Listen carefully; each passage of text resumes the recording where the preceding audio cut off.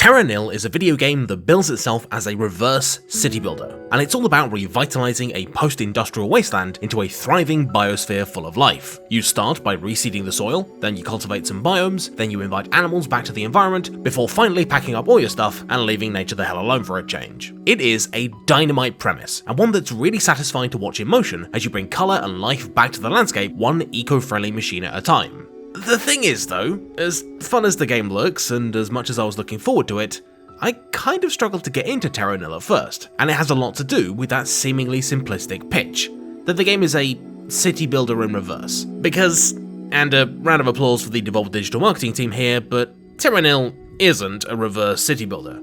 In fact, it's kind of not even a city builder at all. I went into Terra Nil expecting the same kind of fun that I got out of the likes of SimCity, City Skylines, and other games with city in the name, but with some relaxing, minimalist gameplay and a nice environmental theme. But try as I might, Terra Nil just couldn't scratch my urban planning itch. Where most city builders are all about relentless expansion across the world, complex resource systems, and a progression from weak, inefficient buildings to massive logistical juggernauts, Terra Nil just doesn't really offer any of that kind of fun. It restricts you to a small patch of land that never expands, it only really has one resource for you to manage, and instead of giving you that empowering feeling of gradually dominating the environment and optimizing your setup, in Terra Nil you're ultimately beholden to the layout of the same cliffs, scaffolding, and riverbeds you were at the start, right up until the end game. Terra Nil, despite looking and controlling like one, simply doesn't deliver what you'd expect out of a city builder. It's simplistic, a little bit shallow, and seems to actively resist the kind of optimization-centric, large-scale problem-solving that people play city builders for. Which begs the question, why, in spite of that, do I actually think Terra Nil's pretty good? Well, it's because after years of playing one of my favourite genres, I was beginning to get a little bit burned out on city builders. There are only so many roundabouts you can build before you just start going around in circles. But because of the fact that Terra Nil isn't really a city builder at all, it was able to revitalise my interest in the genre and remind me why I love building games to begin with. Terra Nil might not be a reverse city builder, but that's because it's an anti-city builder. It's a deliberate inversion of all the trappings and tropes that we normally expect out of the genre, and by getting me to think about why I wanted relentless expansion across the world, and forcing me to appreciate smaller, messier, more inefficient details, the game not only enhanced its environmental message, but it also really got me thinking about how our expectations and biases can change the way that we perceive various games. See, there's loads of talk in video gaming circles about the effect that games can have on each other and the people who make them. Famously, the likes of Final Fantasy, Dragon Quest, and basically all JRPGs were originally inspired by Wizardry, one of the first attempts to digitize Dungeons & Dragons. The template for the Battle Royale genre was established by PlayerUnknown's Battlegrounds, and even though no one plays it anymore, a Battle Royale doesn't feel quite right if it strays from that template. And Minecraft's creator Hatsune Miku drew from the comparatively lesser known Infiniminer for the game's initial alpha version. It's common knowledge that game development and design is interlinked by a bunch of different people, all trying to replicate or improve upon the games that came before. But what about the other side of the coin? What about the way that our prior experiences and our expectations of games as players can affect the way that we engage with our favourite titles?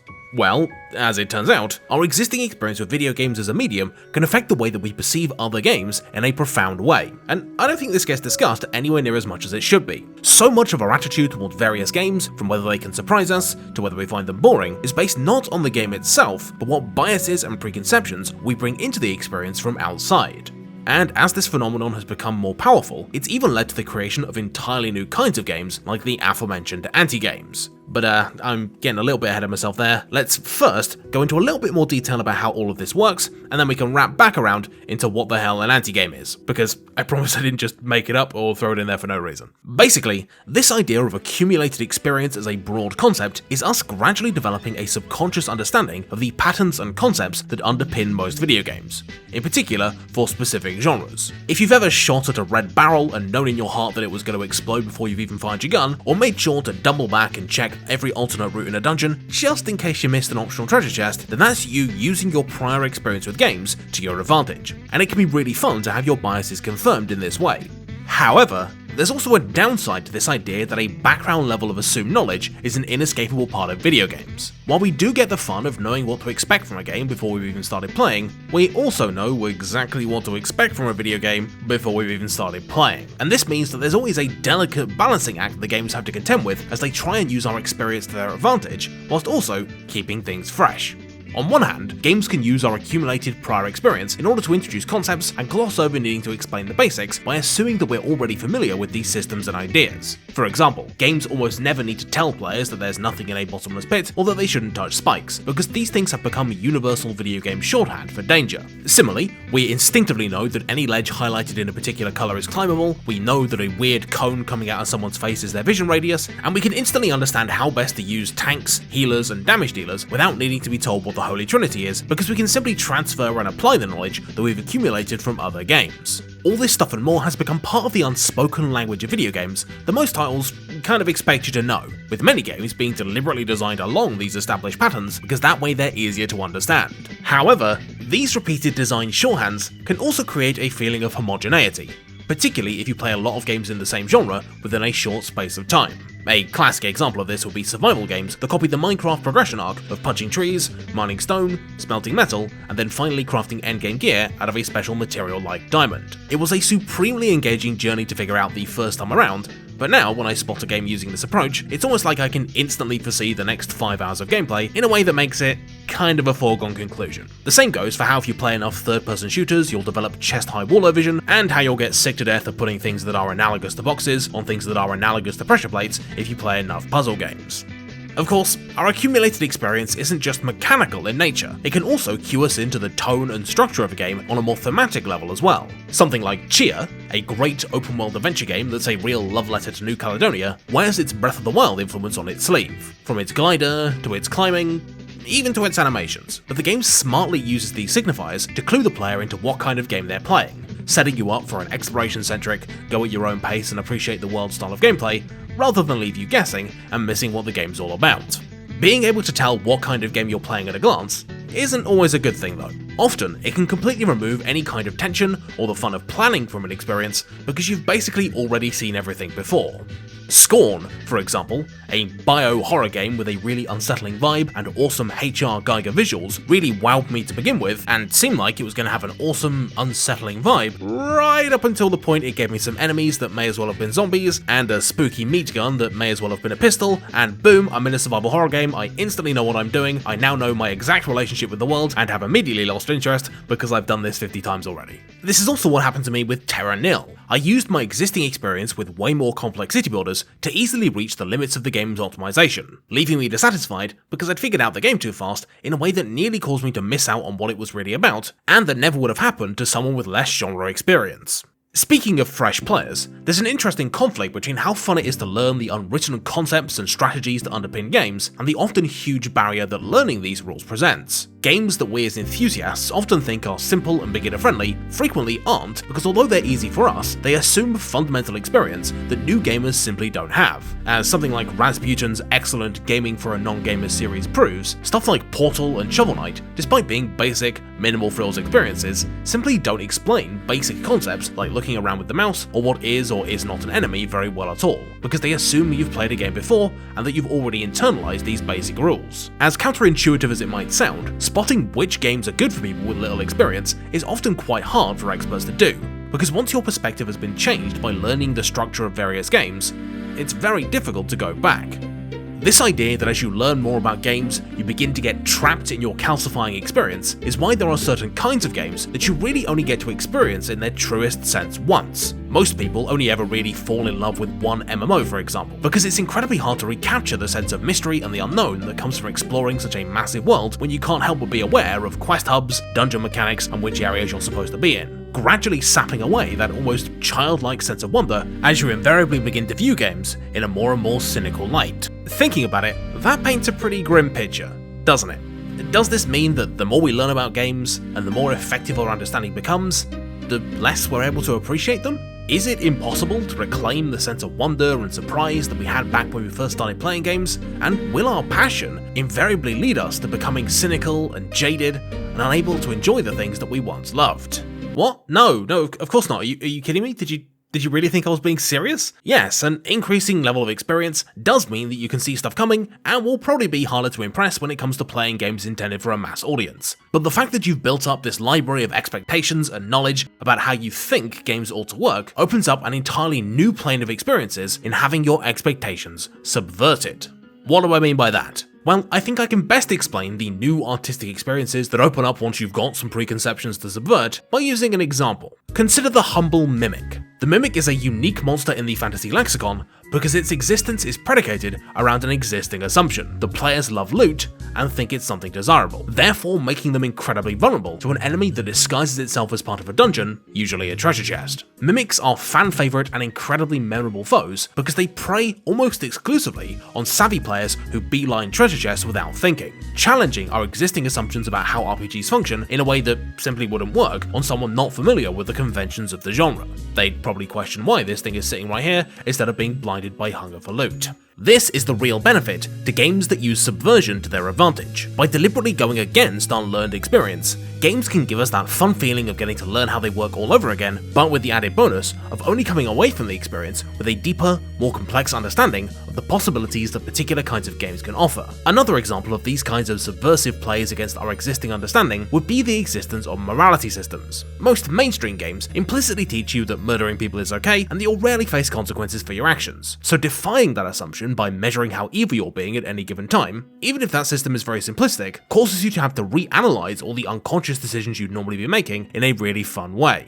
As you might expect, subverted expectations are also incredibly fertile ground for both comedy and horror.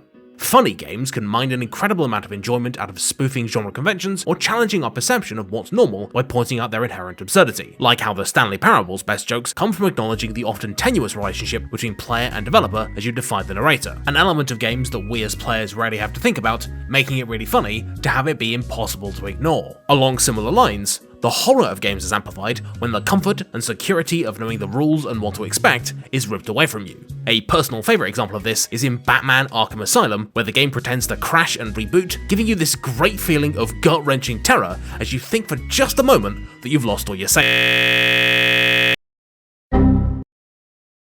Right, now that we've verified that trick works, let's move on, shall we? On the note of horror, genre mashups like Dredge, which is an equal parts a relaxing fishing game and a very much not relaxing survival horror, can create very effective subversions, because your biases for the mashup's constituent genres will more likely than not be incompatible, and so you'll have to recontextualize each through the lens of the other. Dredge has this great interplay where the flow-statey fishing minigame is constantly haunted by the looming tension of your mounting insanity, which causes all sorts of Lovecraftian horrors to start attacking you. But equally, the best fish and the most efficient routes all require sailing around at night, forcing you to ride the knife's edge of efficiency and danger in a way that neither genre could do alone. Of course, the truest expression of what can be gained from subversions of a player's expectations can be found in anti-games, which take this philosophy of being a deliberate response to commonly held assumptions and apply it to an entire game, upending what we thought a particular genre or series ought to play like in a way that's both familiar and entirely unique. A set of classic examples would be anti-platformers like I Wanna Be the Guy, Getting Over It, and Jump King. Games that deliberately and pointedly defy what we expect a platformer to look and play like. These games are brutally hard, often have poor player communication, they've got wonky controls, and they're just generally pretty obtuse.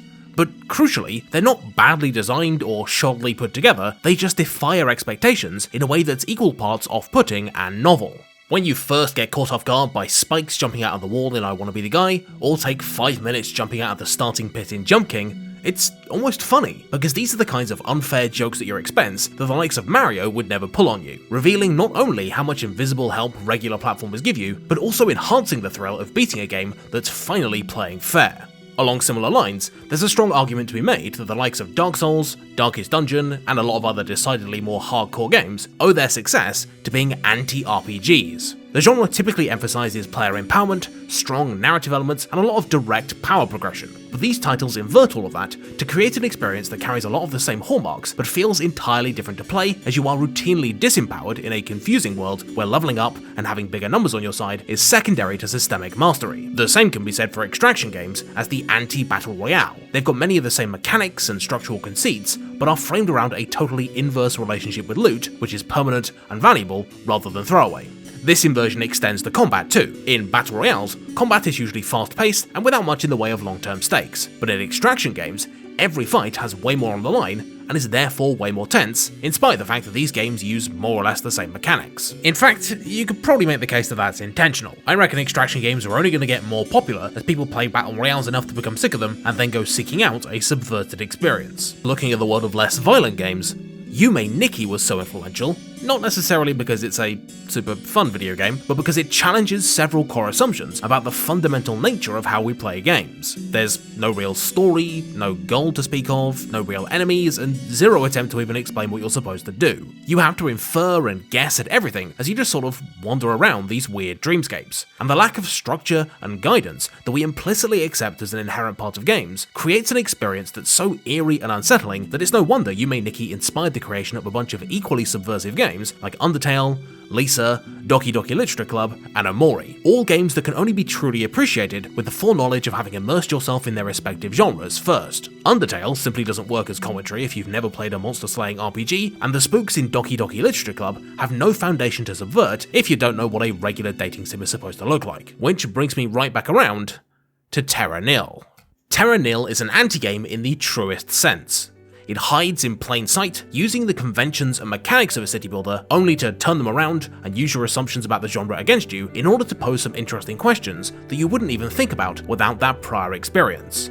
A mere reverse city builder would have just greenwashed a standard template by having trees instead of skyscrapers, rivers instead of roads, and I guess bears instead of cars, like many other less effective environmental games. But Terra Nil, on the other hand, used my existing experience with city builders, as well as my subconscious biases and expectations, in order to make not just a broader environmental point, but a commentary on the genre as a whole.